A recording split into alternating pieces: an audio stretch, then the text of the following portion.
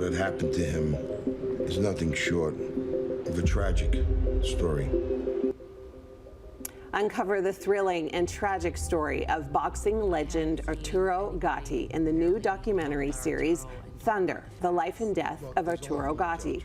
Joining me now with lots more is Canadian filmmaker Adam Scorgie. Hi. Hey. Thanks for joining us. Thanks for having me. I really appreciate it. Just that little snippet, I'm so intrigued. It's a wild story, and it's Arturo obviously got great fame down in New York, but where he's a Canadian, he's from Montreal, which is something that, showing how poorly his death and everything was investigated, is that even on Wikipedia today, they still say he was born in Italy, but he was born in Montreal. Wow. So, Canadian story we wanted to bring to light. The director and another producer brought the story to me, and I was an Arturo fan, so we had to take a deep dive into it, and it's sad to see what happened to him down there in Brazil. What was the most surprising thing that you found out about his life when you were doing all your research?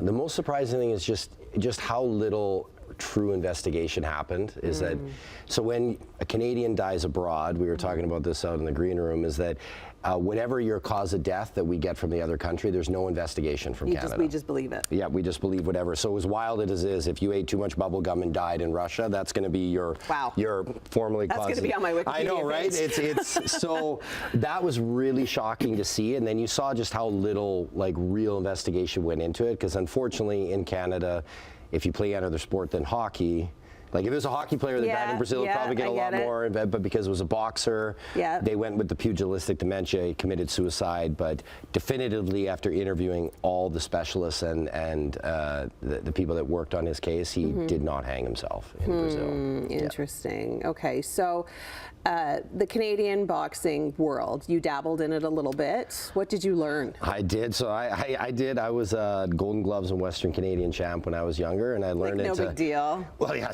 Golden Gloves. I learned it's not good to get hit in the head, so you're better to give than to receive, right? I get that. Yeah. So I learned that, and then obviously gave me a connection to wanting to tell this story. Yes, of course. Arturo's a very exciting fighter that everybody, and he just didn't get the respect he deserved when he passed away, unfortunately. What's it like working with so many inspiring Canadians? That part is, it's awesome. I'm not gonna lie. It's getting to travel and tell stories. And share them with the world.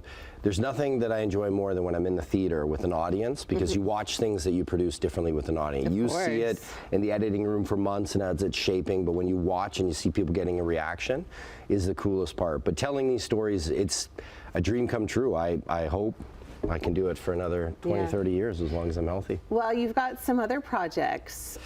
You're also, you're a filmmaker, but you dabble in lots of other stuff. Like I heard the word Ryan Reynolds name thrown around. Yeah, so we had to go to that small name. Hey, I did, because nobody knows him. Nobody knows him.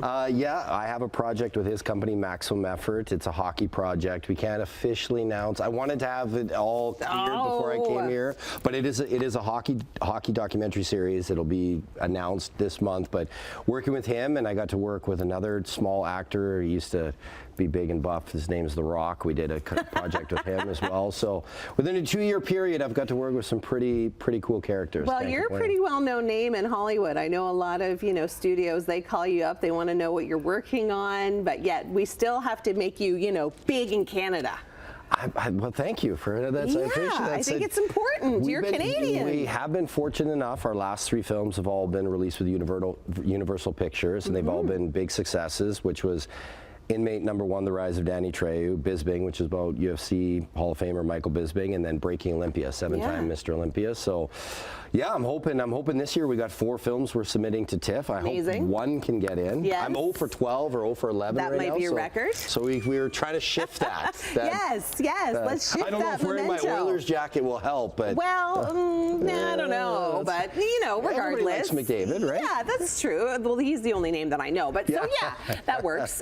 Okay, so where can people check out the film? So Thunder right now is available on Apple or iTunes. It'll be coming to YouTube and the other platforms right now too. For French speaking, it's on TVA, which is why it isn't on Amazon yet, because in Canada, to be on Amazon, you have to provide French speaking, and TVA owns those rights for the next year. Right. So, but right now, Apple and iTunes is the easiest place, then YouTube and stuff will be available here shortly too. Okay, well, thank you so much for joining us today. The film looks absolutely amazing, and I wish you continued success. Well, thank you so much for having me on. I appreciate it.